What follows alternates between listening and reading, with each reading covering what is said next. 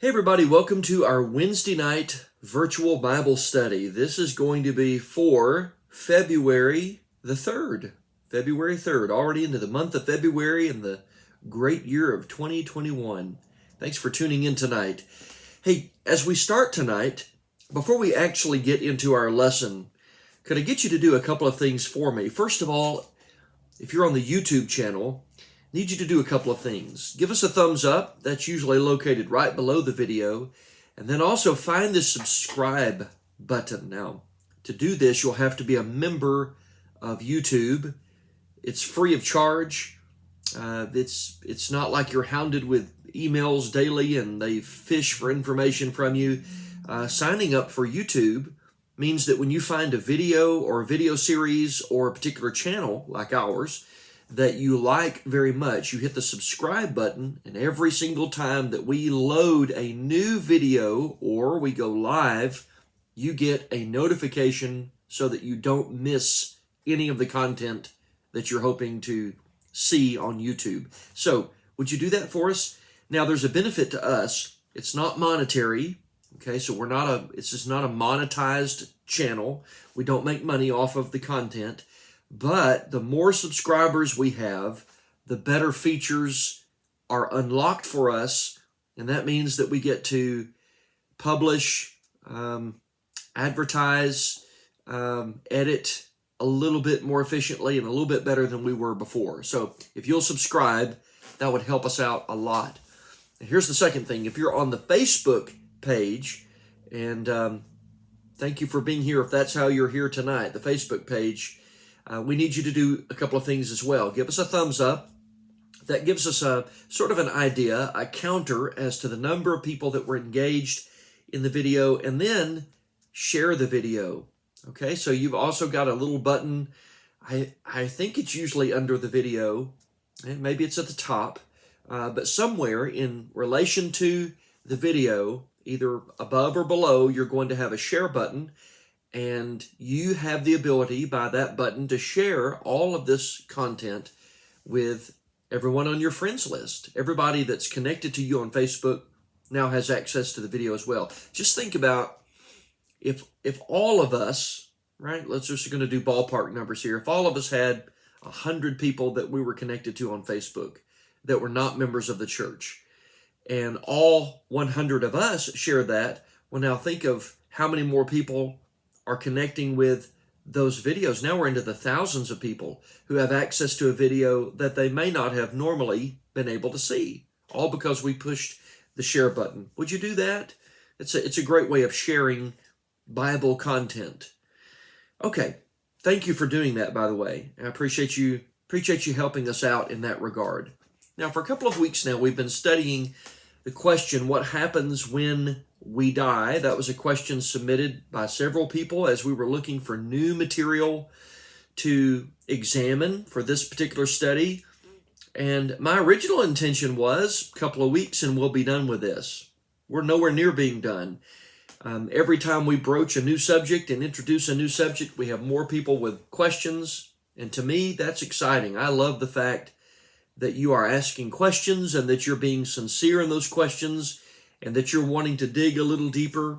That's okay. We'll take as long as we need to answer the questions correctly. Lots of people have these issues on their mind. Lots of people are thinking in terms of what happens when we die. Remember, we said at the very beginning, I think coronavirus had a lot to do with that. People were really, initially, it's not that people aren't scared now or that people don't take it seriously, but I think there's a difference in some of the uncertainty, the unknowns at the very beginning, at the outset, versus now knowing a little bit more about it. People are still curious about what happens at death. So we've been looking at a couple of things, laying a foundation. And one of the things that we want to discuss this evening is death. Before we get to what happens when we die, we've got to understand death and the often accompanying fear of death that goes along with it. So we're going to talk about the fear of death. We're going to talk about why people are afraid of death. Hopefully we can explore that, and that gets us ready to discuss the events that happen once we die. but we've got to understand what happens in death. Okay? So if we listen carefully, we talk to people, and if we're observant, we can hear the concerns of people. I just think it's very clear that the vast majority of people, at least the ones I've talked to, are in some way afraid of death. And it's not like it's the happiest of subjects. It's a rather gloomy subject, I admit. But why is it that death is so scary? Why is it that we're petrified of the fact of it, of the possibility of it? Why is that? Why are we so afraid of death? Maybe some of that is misunderstanding. I don't doubt that some of it is misunderstanding. 1 Thessalonians 4, beginning in verse 13, that's a passage we're going to look at quite a bit in the coming weeks. Remember Paul's statement. He goes, I don't want you to be ignorant, brethren. I want you to understand very well concerning those who have fallen asleep, the ones who have died, that you don't sorrow as others who have no hope. And a lot of that was based on misunderstanding. And I understand, right? We get it, that there's a lot of misunderstanding about what happens when we die. And then some misunderstanding does feed to the fear. There are some people, we mentioned it last week, a lot of people believe that death is the end. That's it. When you take your last breath, life is done. That's it. There's just no more after that. There's fear of the unknown. Not understanding what happens beyond it leads to a certain amount of anxiety. Some people are afraid of death because they're carrying the guilt of sin. Never dealt with sin. Maybe they have a false conception they're just not good enough, as if somehow we can be good enough, which is not true. It's not that any of us are good enough for heaven. It's about faithfulness and trusting God. But maybe some people think that it's just not good enough, and some of it is people, they're carrying sin and they're not ready and they know it and they're afraid of it. Remember Felix? Paul preached of temperance, righteousness, and judgment to come, and Felix trembled. He was shaking. I think some of that was guilt of sin because he'd never obeyed the gospel. Maybe in some way we've gone through death with prior experiences with loved ones who have passed away, and it's left a sour taste in our mouth. We are not fans of death generally. And no matter the reason, in almost every culture, there is a fear about death. Some cultures, we do things in culture to exhibit how afraid we are of death. For example, the South American natives would often place arrows around their dead in order to ward off the Grim Reaper, right? So there was a misunderstanding of death. There was a lot of anxiety because they thought as soon as they open their eyes in death, they're going to have to fight off this fierce monster demon-like being. In America, well, I understand a lot of it is a sign of respect. We dress up our dead, the dead bodies of people, the temple of the soul.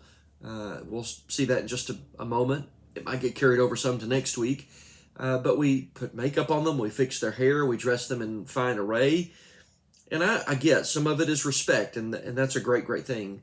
But we make people appear as lifelike as possible. It's as if they weren't in this condition. Remember, I don't know if you've read the book of Job lately. Job chapter 18. My Bible's here open in Job 18. I was thinking of this verse 14.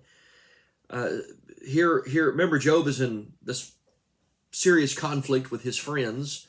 They are essentially telling Job, all this is happening to you because you're such a great sinner, and they go back and forth, and a lot of the stuff they say is, there's a lot of hyperbole in there, and there's some over-exaggeration. Some of it is very true. Verse 14 here, they're expressing a common belief regarding death. He is uprooted from the shelter of his tent. They parade him before the king of terrors. Well, that was his description of death. He thought of death as the king of terrors. I think that exhibits some fear of death. Psalm 55. I was just looking in my notes. I jotted down a number of these. Psalm 55. Psalm 55. I'm going to turn there and read this passage. Psalm 55, verses 4 and 5. My heart is severely pained within me, and the terrors of death have fallen upon me. Notice his description of or a reference to the terrors of death. The terrors of death have fallen upon me. Fearfulness and trembling have come upon me. Horror has overwhelmed me.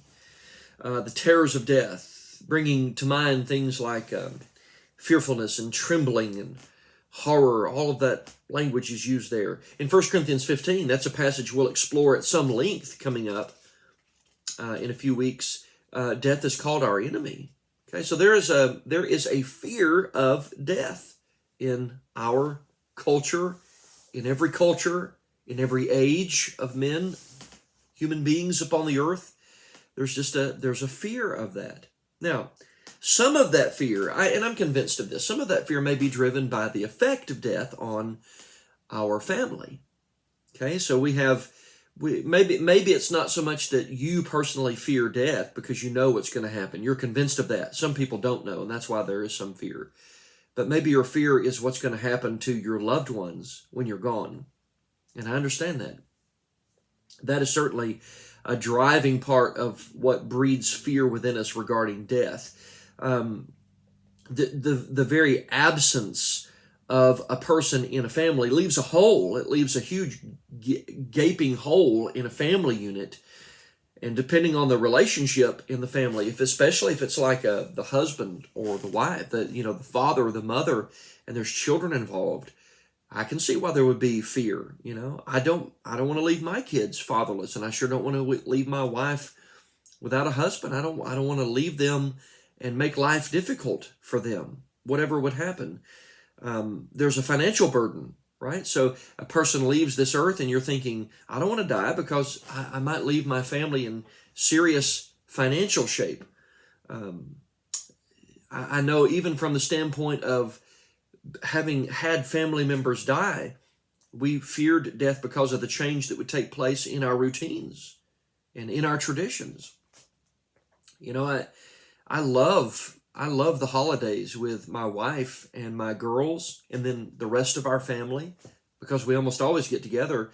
But there are members of my family from the past, they've died, and there's a sense in which my Christmases, my birthdays, they have never been the same. I miss certain folks. There's grief and sadness and depression. There's sometimes anger and blame. There's even guilt sometimes that comes with death, and maybe that's why we fear it. And then sometimes there are spiritual setbacks that happen as a result of someone dying. I've seen people lose their faith. I know, just off the top of my head, just spur of the moment, I'm thinking, I know a man, he had a son to die when his son was very young. The man's never darkened the doors of the church building since. He just quit his faith, refuses to come back. Some faith is weakened as a result. Spiritual growth maybe takes a few steps back. I don't know what the reason is, but some of those are definitely reasons that sometimes people fear death. And then there's just physical setbacks. We fear it because we know, especially if we're the survivors of death, that there's probably going to be loss of sleep and loss of appetite, and you might lose concentration, sit at work and just stare blankly at walls, and anything can happen. Your stomach can be upset. You can have low energy. You could cry your eyes out weeks on end. For all those reasons, maybe we fear death. And then I really do think a lot of it, especially if you're in the position of being, if you're a parent or a grandparent, naturally you would be much closer to death than your children would be anyway, as the cycle goes, because, as you get older, you face the reality probably a little bit more, and you worry that your kids would not do well, especially with an untimely passing. And I've seen kids, you've probably seen it too, who have faced death, and they lose a parent, they lose both parents, they lose somebody early in life, and they do poorly in school, they face depression, early onset depression, things that might happen later in life, they experience earlier in life, feelings of isolation, they feel different from other kids. There's an increased chance statistically of drug use. even increased chances for suicides when death is faced. So I get how scary death is. So the question is, well, what is it? Okay, what is it that we're so scared of? What is death? What is that fearful event that we often are just so petrified of? Well, from a medical perspective, okay, so if you pull off a medical dictionary, I'm sure I've got one around here somewhere. You pull out a medical dictionary and you look at a medical dictionary definition, or you Google a definition, right? You can get on and find probably some credible medical sources that could give you a definition. It might sound something like this, quote, the permanent cessation of all biological functions that sustain all living organisms. Now, that definition brings to mind, when it says all living organisms, that if it's something that lives, at some point it's going to die. And we would say it has to be, something of earth. We're not talking about God is life and eventually he'll die. It obviously doesn't apply to God because he's eternal, but things that are made, things that are in time, things that are part of the heavens and the earth, part of creation, at some point it's going to die. If it has life, at some point that life is going to end.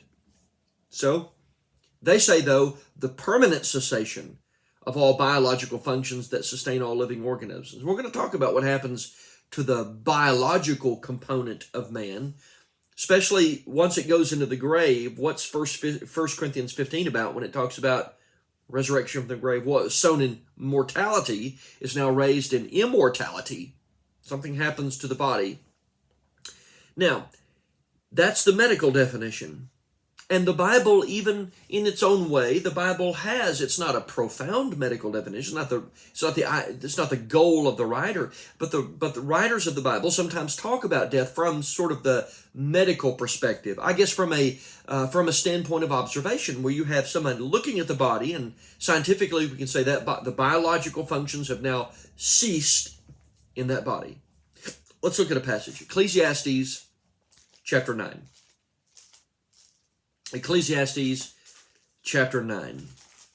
I'm going to suggest this is one of those passages where the writer is looking at death from the standpoint of observation. Because remember, in Ecclesiastes, he says things that are spiritually true throughout, but it really isn't until the end of the book that he concludes everything by putting God back into the picture. Largely, the book he's trying to look at life without God too much, because that's what he struggled with early in life. I tried to see life through every lens possible. And then at the end, he decides and concludes that only with God as your filter can you see things the way they are. That's reality. So, Ecclesiastes 9. Did you get your Bible turned there? Start in verse 2 with me. Everything occurs alike to all. That's kind of like the definition that was just provided, wasn't it? All living organisms. One event happens to the righteous and the wicked, to the good, the clean, and the unclean, to him who sacrifices and him who does not sacrifice. There's something equalizing for all of these. One event that makes them all the same. And as is the good, so is the sinner, and he who takes an oath, and he who fears an oath. This is an evil in all that is done under the sun. That's his way of saying apart from God. So this is purely observation. That's his perspective at this point. He's not looking at the world through God. It's just the world, okay? That one thing happens to all. What's the one thing that equalizes all living creatures? It would be death. So he says, truly the hearts of the sons of men are full of evil. Madness is in their hearts while they live, and after that they go to the dead. They die. But for him who is joined to all the living, there is hope, for a living dog is better than a dead lion. And notice he says this. Now, remember, this is from the standpoint of perspective observation, right? He's just looking at a dead person. Here's what he perceives as a person looking at a dead person. For the living know that they will die, but the dead know nothing. Okay? That's been abused. If you're looking at a dead body from the mere standpoint of observation, which is what he's doing, what does a dead person know? They're motionless. They're dead. That's what we see. And they have no more reward, for the memory of them is forgotten. So from the standpoint of observation, they're lifeless. There's no more communication. There is no sharing of knowledge. All of that's presented in that passage. In the same book, Ecclesiastes chapter 3, same context, standpoint of observation, he does the same thing in verse 19. He says, what happens to the sons of men also happens to beasts. There's that medical definition, right? So you have a living organism, and at some point its biological functions cease. That's death, according to the doctors. So it happens to men and beasts. Dogs die, people die. People die, cats die. People die, horses die. People die, cattle die. It's just all living organisms are going to die. One thing befalls them. As one dies, so dies the other, man and beast. Surely they have all one breath. They all have spirit. Man has no advantage over the beast, for all is vanity. It's observation. That's the standpoint as he sees it. That's what he's doing. All go to one place. All are from the dust. All return to the dust. So man and beast go back to the dust. They go back to the ground. They can't see what's going to happen after they're gone. And he says it. Verse 21 and verse 22, they can't see anything, from the standpoint of observation. So from a medical perspective, all medicine can tell us, all science can tell us, is that death is when the biological functions cease. There's no more biological function for a living organism. But is that the Bible definition of death? Okay, it's not untrue. It's just not complete. Does that make sense? You can have at least part of that definition, and it's true because death is partly the cessation of the biological functions of living organisms. But death is more than that. And according to God, there's a more complete, a true definition of death that includes more than just the cessation of biological function. Death is the release of a person's spirit and soul, the immortal, immaterial part. It's the release of the immaterial from the material. Let's go to James chapter 2. Now, we've made reference to it a couple of times over the weeks. James chapter 2.